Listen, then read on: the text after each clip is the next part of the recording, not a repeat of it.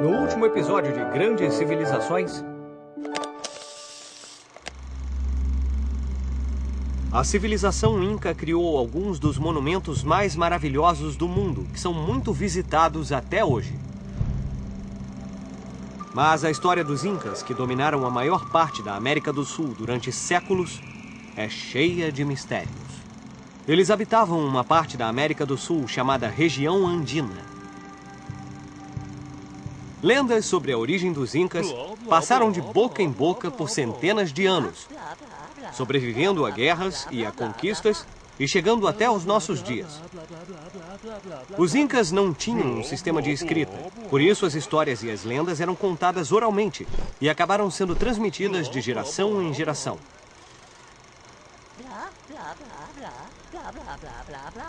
Segundo a lenda, Inti, o deus do sol, pediu a seu filho Ayar Manco para ir à Terra levar a civilização para a humanidade. Após a criação do mundo, Ayar Manco e sua esposa, Mama Oclo, vestiram suas melhores roupas e saíram das profundezas do lago Titicaca com um cetro de ouro em mãos. O pai de Ayar explicou que o cetro iria mostrar onde eles deveriam construir um grande império. Depois de andar muitos quilômetros em direção ao nordeste, Ayar Manco e Mama Oclo ficaram surpresos, pois o cetro fincou-se na colina de Huanacauri. Esse era o sinal que eles estavam procurando. Então foi lá que fundaram a cidade de Cusco, que se tornou o centro do Império Inca e cujo nome significa o umbigo do mundo.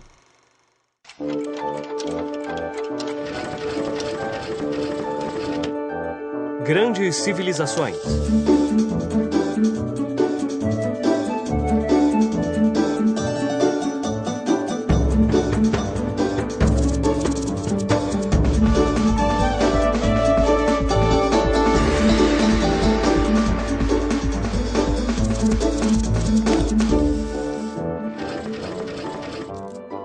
O Império Inca, segunda parte. Com o crescimento do Império Inca, foi preciso estabelecer um sistema para manter o controle das coisas. Então, inventaram um sistema matemático chamado quipu. Essa foi a principal ferramenta para controlar todas as contas no Império Inca. Usando uma série de nós agrupados por uma série de cordas finas, muitas coisas diferentes podiam ser contadas.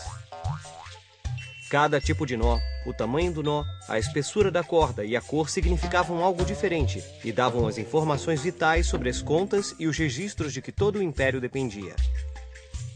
Havia pessoas especialmente treinadas para usar esses cabos. Algumas delas eram os Quipucamayok, os responsáveis pelo controle das cordas de uma região inteira, ou suyo. O quipu foi uma grande ferramenta para recolher e manter grandes quantidades de dados, como uma espécie de computador antigo. Mas como exatamente os Incas usavam essa ferramenta é um dado perdido na história. Por isso ninguém sabe ao certo como funcionava. A vasta organização. Todos os grandes impérios precisam de uma grande organização para manter a ordem em vastas extensões de terra e entre muitas pessoas. Felizmente, os Incas tinham uma grande organização política e administrativa. E à frente dessa organização estava o Imperador Supremo, o Sapa Inca. Tudo o que ele dissesse era considerado lei suprema. Mas ele também tinha suas próprias regras a seguir. Não lhe era permitido apenas sair e se divertir. Ele tinha que trabalhar muito. Ele também tinha de ter uma esposa. Bom, na verdade ele poderia ter mais de uma. Às vezes centenas de mulheres. Mas havia sempre uma mulher principal, que era considerada sagrada e era adorada como a filha da lua.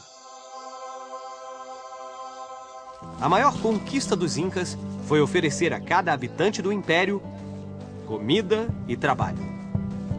Na verdade, a pobreza não existia no Império Inca. Claro, o imperador e a nobreza tinham muitos luxos, mas ninguém no império passou fome e todos tinham roupas para vestir. Os Incas tinham 3 leis básicas que todos deviam respeitar: não roubar, não mentir e não ser preguiçoso.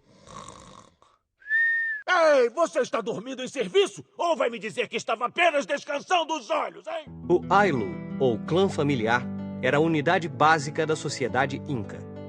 Quanto mais filhos tivesse uma família, mais terras ela teria que ter. O que fazia sentido, porque a família teria mais bocas para alimentar. Todo o trabalho era dividido entre os membros da família e cada uma tinha que ter bastante alimento e roupas para que todos pudessem ser felizes. Arquitetura. As competências e habilidades dos construtores incas eram incríveis, e suas técnicas continuam a surpreender os engenheiros até hoje. Os incas usaram pedras gigantes e colocaram-nas umas em cima das outras, sem utilizar qualquer tipo de cimento. Eu disse sem cimento. Elas foram montadas tão bem que nem mesmo uma folha de papel poderia passar nas fendas entre as pedras. Um exemplo da ousadia da arquitetura inca é a incrível cidade de Machu Picchu, que foi construída no alto de um pico de montanha a mais de 2 quilômetros de altura. Como foi construída em um lugar que era tão difícil de alcançar, ela continua a ser um mistério até hoje, pois há blocos de pedra de mais de 7 metros de altura que foram montados com uma precisão incrível. As Crônicas da Conquista. A história dos Incas tem sido transmitida de pessoa para pessoa. Como os Incas não deixaram nada escrito, o que sabemos sobre eles hoje vem dos historiadores espanhóis, que vieram durante a conquista espanhola, os cronistas. A Lhama está certa. Os cronistas deixaram textos escritos e desenhos que mostram os costumes do Império Inca. Uma das primeiras crônicas sobre os Incas foi iniciada em 1532, quando um exército de espanhóis com fome de ouro e riquezas chegou ao Peru, liderado por Francisco Pizarro. Vamos conquistar tudo e em seguida levar todo o ouro para nós! Havia muitos cronistas, mas um dos mais importantes foi Felipe Guamán Poma de Ayala. Esse cronista diz que era filho e neto de chefes nobres que estavam muito perto dos Incas. O mais incrível é que sua crônica só foi descoberta em 1908. Ela foi encontrada juntamente com outros pergaminhos na biblioteca de Copenhague, na Dinamarca. E como este livro acabou na Dinamarca, a milhares de quilômetros do Peru e quase 400 anos depois, continua sendo um mistério. Mas, graças a este volume de 1.179 páginas e uma enorme quantidade de desenhos, agora sabemos muito mais sobre os costumes e a cultura dessa civilização extraordinária, o Império Inca.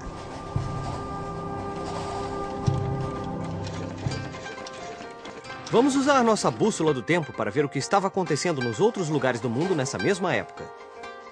Enquanto Francisco Pizarro estava a caminho da conquista do Império Inca, o que estava acontecendo do outro lado do mundo, no Japão?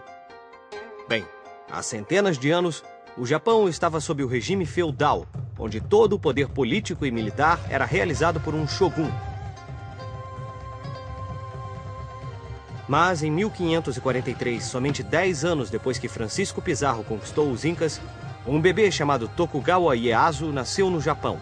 Ele iria formar um exército invencível de guerreiros samurai para se tornar a pessoa mais poderosa de todo o Japão. Um bebê fez tudo isso? Não, Pipo, ele cresceu primeiro. Mas enquanto crescia, Ieyasu teve que vencer muitas provações. Quando tinha 7 anos, ele foi preso por uma família rival. Durante os 10 anos de cativeiro, Ieyasu pediu para ser treinado como um guerreiro samurai. Quando tinha 17 anos, foi libertado e voltou para casa para formar um exército de guerreiros que se tornaria a força mais poderosa de todo o Japão. No ano de 1603, o imperador chamado Ieyasu Shogun foi capaz de estabelecer sua própria dinastia.